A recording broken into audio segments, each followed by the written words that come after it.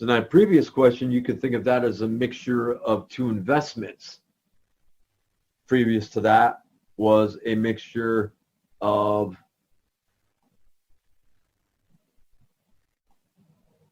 two chemicals to get a new strength for that chemical. Now we're mixing two types of candy. We're supposed to find out how many pounds of each, one selling for 78 cents per pound and another for $1.23 per pound, to get a mixture that sells for 95 cents a pound, and it's going to be 7 pounds of that.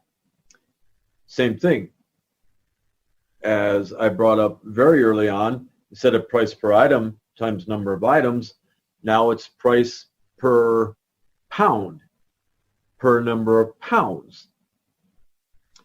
So if we have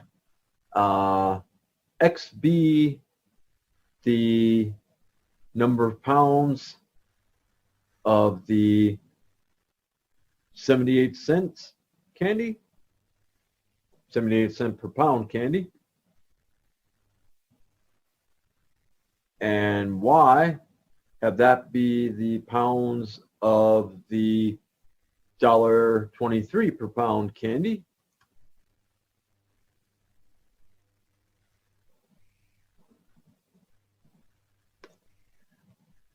I get one equation by adding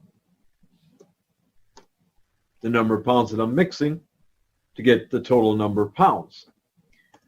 Whereas we need another equation taking into account the prices, using price per pound times number of pounds would give us price. And we need to do that on the other side as well. We need the $1.95 multiplied to 7, which is $13.65. This time, let me go ahead and do substitution. I'll subtract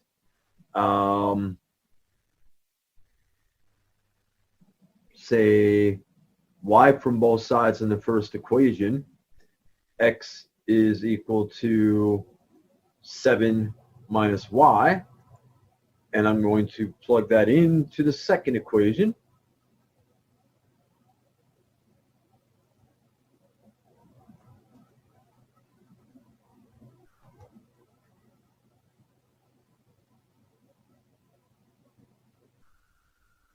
A lot of times people forget to do that multiplication on the right-hand side as well, but it applies to all three terms. Price per pound times number of pounds equals price. Distributing, 0.78 times 7 is 5.46.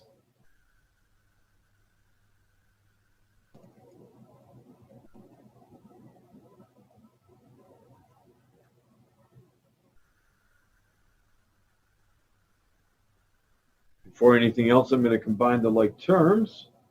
1.23 minus 0.78.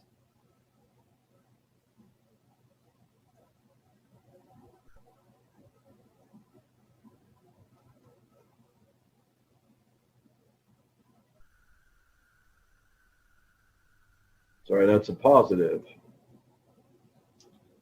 So subtracting the 13.65 minus 5.46, I get 8.19.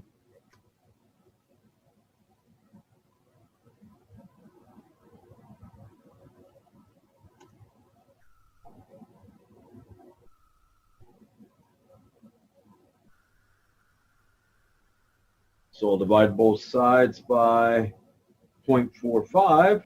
I see. That was supposed to be 0.95 times 7. Makes sense. The price of the mix should be in between the original two prices. So 0.95 times 7, should have had 6.65 over here.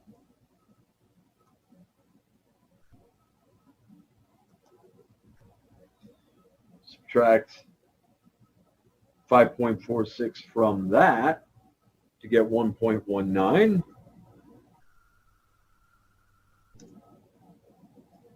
Divide that by 0.45.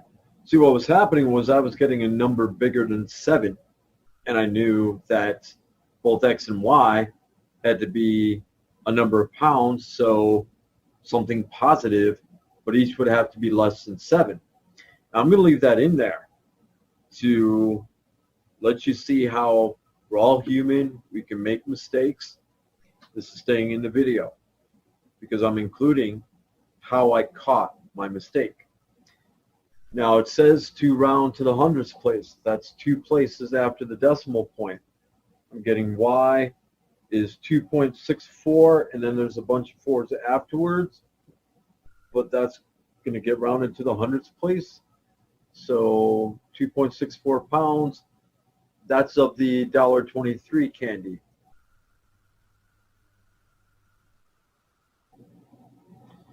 And if we subtract that from 7, that'll give us X is 4.36 pounds of the 78-cent candy. Similar to with the mixing different strengths of alcohol question a little earlier, 78 cents is 17 cents away from 95 cents, whereas 95 cents is 28 cents away from $1.23. So that 95 cents per pound in the mix is closer to 78 cents per pound, and notice which one we're using more of. I'll let you plug in and check as well if you'd like, but I'm doing a rough check by that kind of reasoning.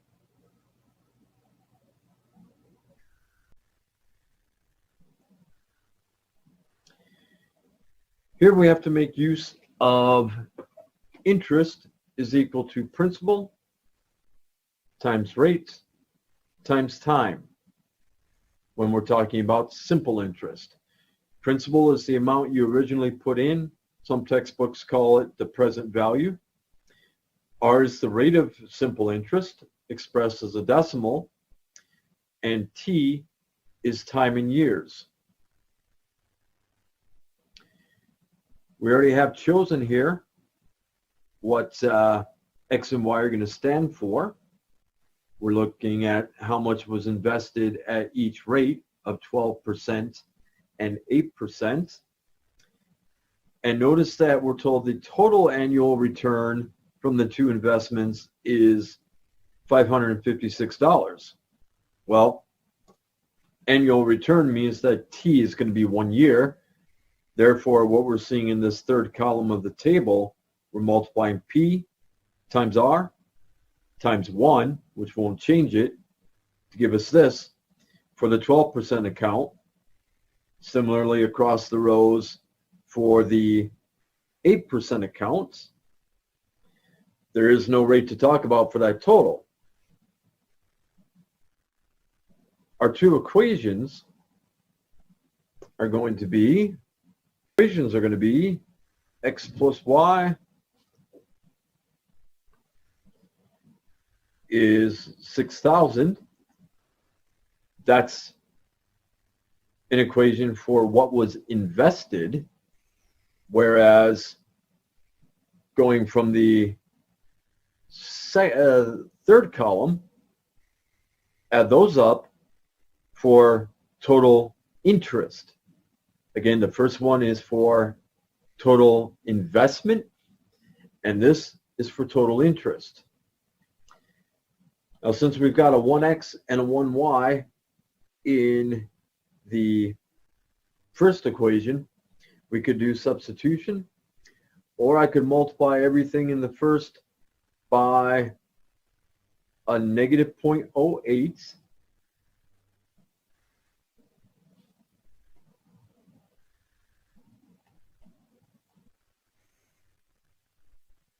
All terms on both sides. Let's see, 6,000 times that should be getting negative 4,800. No?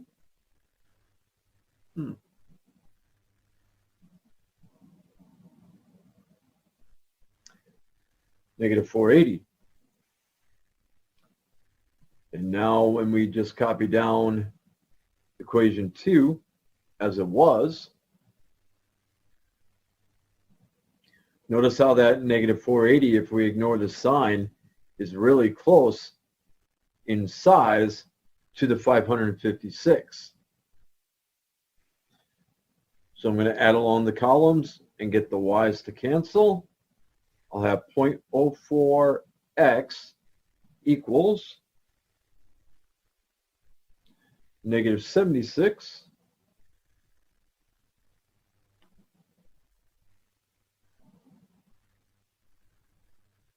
and divide, sorry, that's a positive 76, which makes sense. We're going to be dividing that by a positive number. We better be investing a positive amount of money. So 76 divided by 0.04 is going to give us $1,900. That's how much was invested at the 12%. And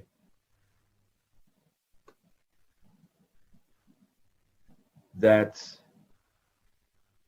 was supposed to be added with how much was invested at 8% to give us a total of 6,000.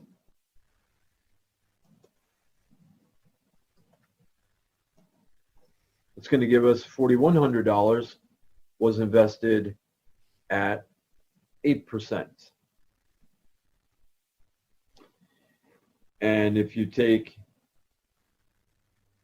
0.12 times 1,900, you get 228.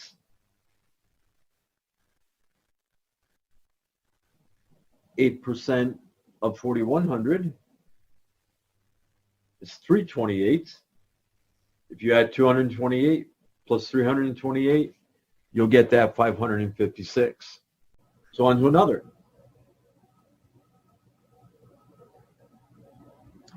Here we're going to use the fact that the strength of alcohol,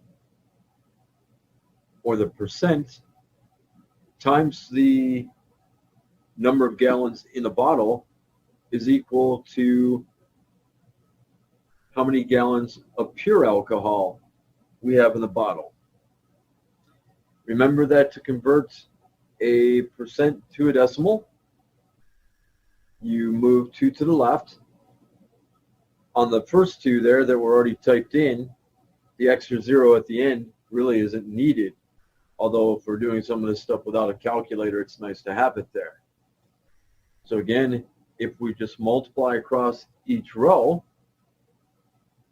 we're getting how much pure alcohol is in each bottle.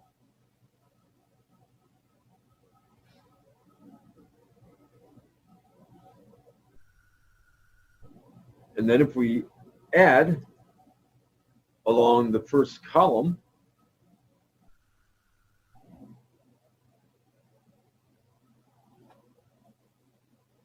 adding up how much was how many gallons, not worried about what it is, alcohol or not, in the original bottles, added up to get this mixture, Y gallons of that. Whereas we look at the third column, add up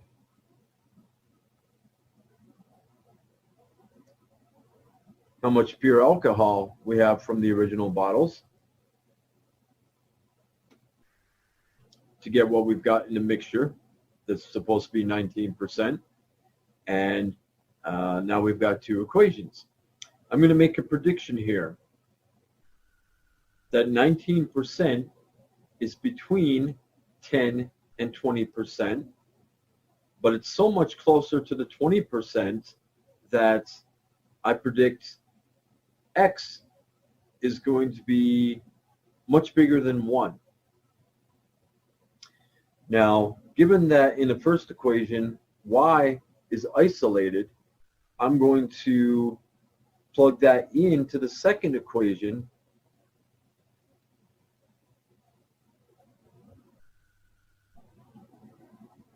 The X plus 1 that Y was equal to in the first equation, plugging that in to the second equation. I'll distribute on the right-hand side.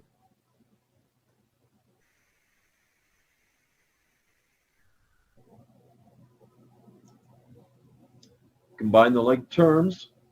Here's why I left the 0.20 with that extra 0 at the end, because that's like subtracting 20 minus 19, but 2 places to the left. So 0.01x plus 0.10 equals 0.19. Subtract the 0.10.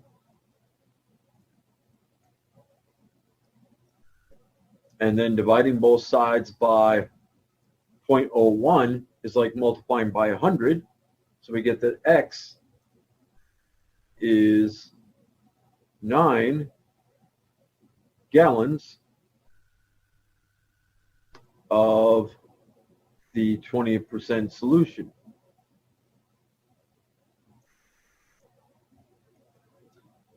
And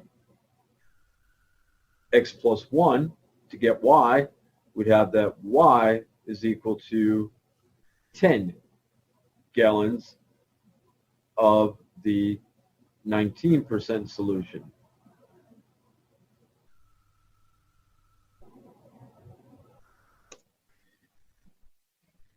And you could plug in what we've got for X and Y on the second equation. On the right-hand side, 0.19 times 10 is going to be 1.9, whereas 0.2 times 9 is 1.8, plus the 0.1 is 1.9 also. But if you set up the equations wrong, then how would you ever know? Just by checking, you could set up the wrong equations and not have the right answer. If we talk about my prediction that 9 is so much closer to the total in the mix of 10 than the 1 is. It's like we dumped in a lot more 20% solution, added into the 10% solution to get that bumped up so close to the 20%. That 19% was so much closer. Now we're using price per ticket times number of tickets is going to give us price. So I'm going to call X the price of the $15 tickets, Y, the number of them. So they're asking for how many of each would be sold. I'm going to call Y the number of the $25 tickets sold.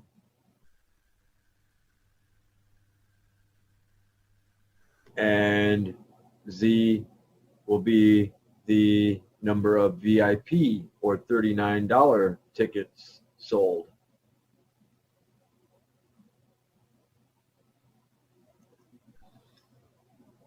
After they tell us the prices, we're given that 10 times as many of the $15 tickets were sold as VIP tickets. The order of that comparison is important. You would think you're going to sell more of those than the VIP tickets. So what's being multiplied by 10? The number of VIP tickets multiplied by 10 would give you a larger number for the $15 tickets. Our first equation then is that X is equal to 10Z. The number of $15 tickets was 56 more than the sum of both the $25 tickets and the VIP tickets. Again, that order of comparison is important. We're getting that X is equal to the sum. So Y plus Z. I don't really need the parentheses here, but 56 more, add 56 to that sum to get how many of the $15 tickets were sold. And then finally, the sales of all three kinds would have resulted in $54,490 being raked in. Now we've got to make use of those dollars per ticket times number of tickets.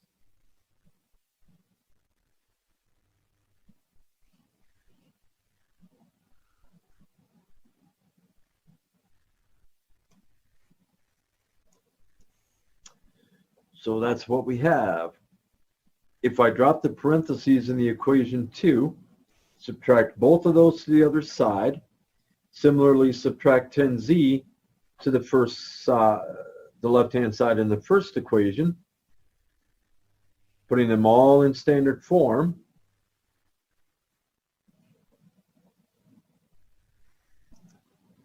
And I'm leaving the third equation alone for now.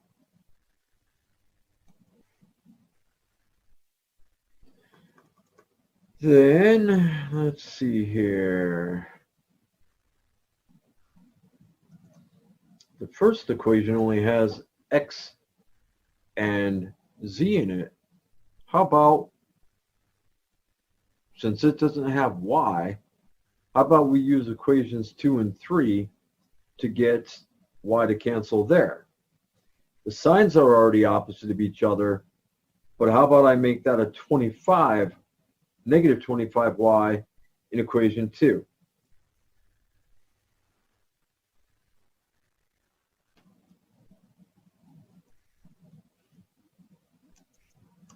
It's going to give me 25X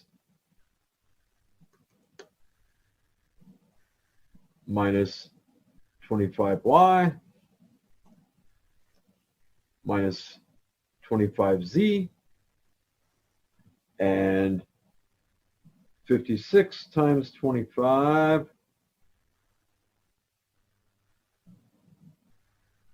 1,400.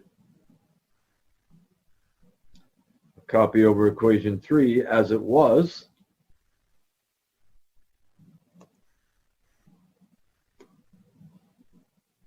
Y terms to cancel out.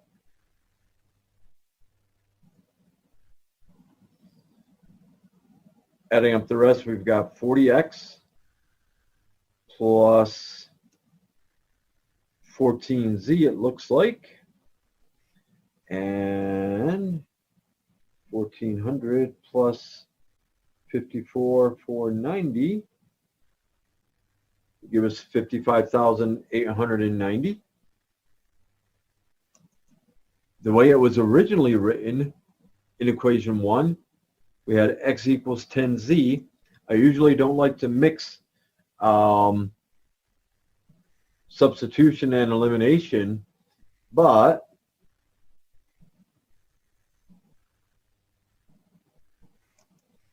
it's going to give us 400Z plus 14Z equals 55,890.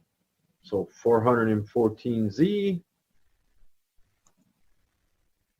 Let's see if, in fact, dividing 55,890 by 414 gives a nice number. It does. That's telling us that we sell 135 of the VIP tickets.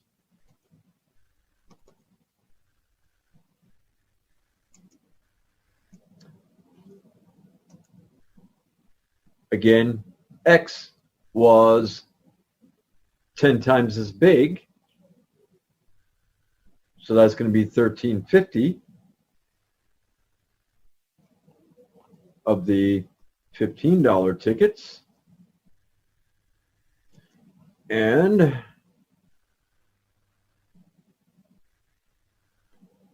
let's put that into the second equation, what we've got for X and Y.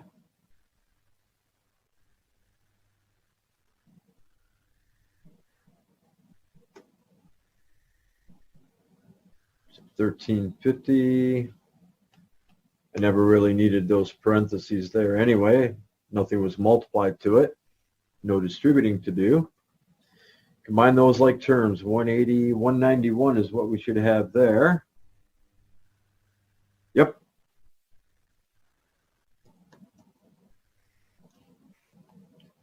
So subtract 191 from both sides.